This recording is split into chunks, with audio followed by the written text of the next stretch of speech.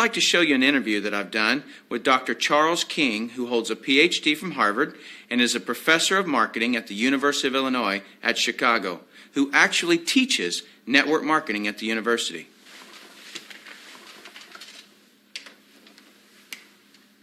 Dr. King, we're delighted to have you here. I'm pleased to be here, Tim. Dr. King, could you tell us a little of your education and your business background? Tim, I'm a professor of marketing at the University of Illinois at Chicago.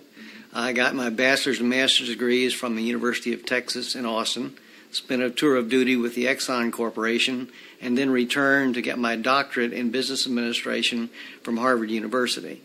More important to this discussion, over the last 6 years, I've been involved in doing research, teaching, and consulting in network marketing. So coming from such a conservative school, and I know you a little bit and I know you to be very conservative, what caused you to look at network marketing to begin with?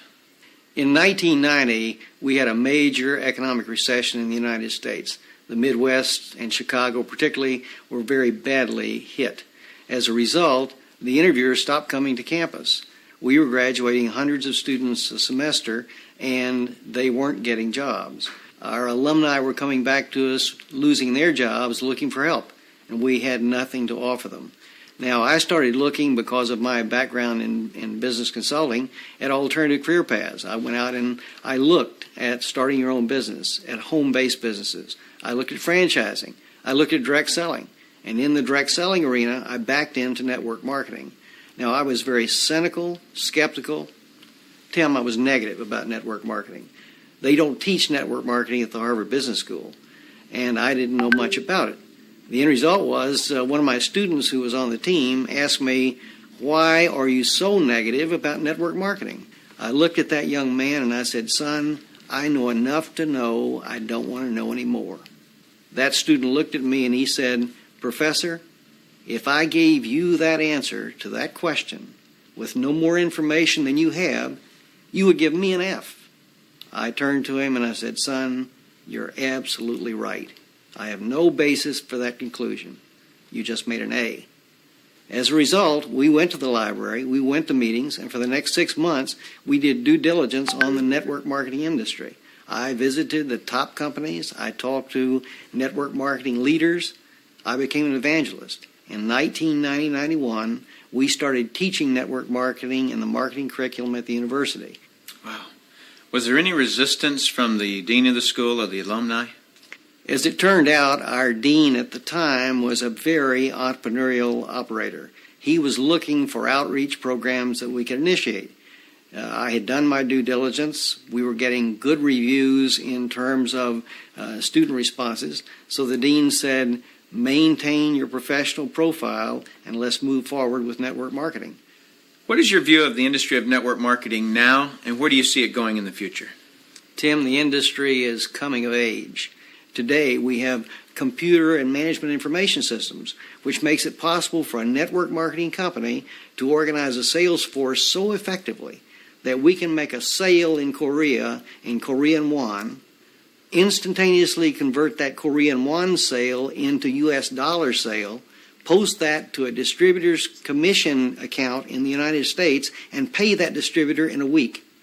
Never before in the history of this industry has that been possible. So we have gone through a dramatic technological wave in the 1980s, the early 90s. I argue now we're moving into the wave of professionalism, and I emphasize professionalism at several levels. Number one, we are seeing more and more professionals, physicians, dentists, attorneys, CEOs, college professors, going into network marketing. Secondly, we're seeing a completely different attitude on the part of the press. The Wall Street Journal, Forbes, the Chicago Tribune, regional dailies around the United States are giving network marketing very positive press. On the other hand, the universities are accepting network marketing as a legitimate channel of distribution.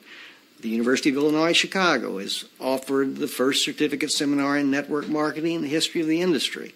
The University of Houston is going to be sponsoring network marketing as part of their outreach entrepreneurial programs. We are seeing more and more community colleges setting up network marketing courses on their campuses.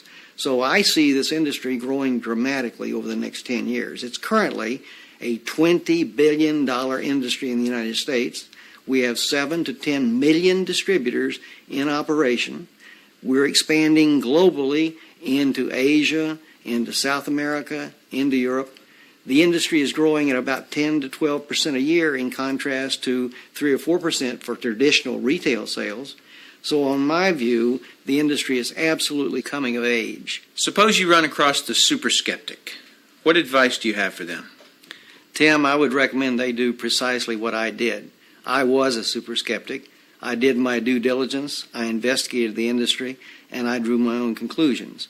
I would suggest to anyone seriously looking at network marketing that they might read a couple of key references, that they might read 2 specific references.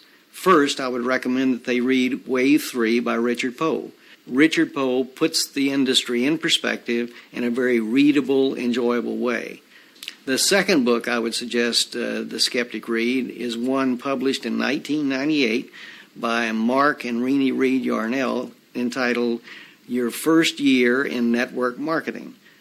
I strongly recommend that you do your due diligence and then begin to define precisely what role you want to play in the network marketing industry. Set realistic expectations. If there's a single cause for failure in this industry, it's the get-rich-quick syndrome, thinking that you can come into the industry and make enormous sums of money with no work.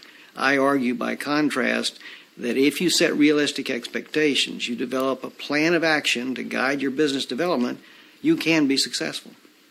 If someone were to come to your course, whether it's in Houston or whether it's in Chicago, what would they learn?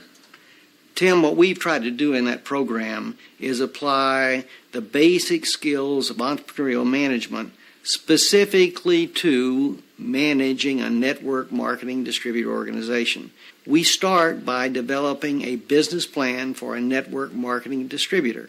The second module, after building on the business plan, is to talk about how you implement the plan. How do you build a downline organization? The third module talks about managing your business. From the idea of managing your organization as you start building 10, 20, 30, 50, several thousand people in your group, on into managing your business as a financial profit machine. Tim, as you can tell, I believe in this industry. For a small financial investment and a commitment in sweat equity, hard work, and dedication, anyone can be successful in network marketing. And that's coming from a Harvard Business School graduate who was a true skeptic. But through due diligence, he learned the truth.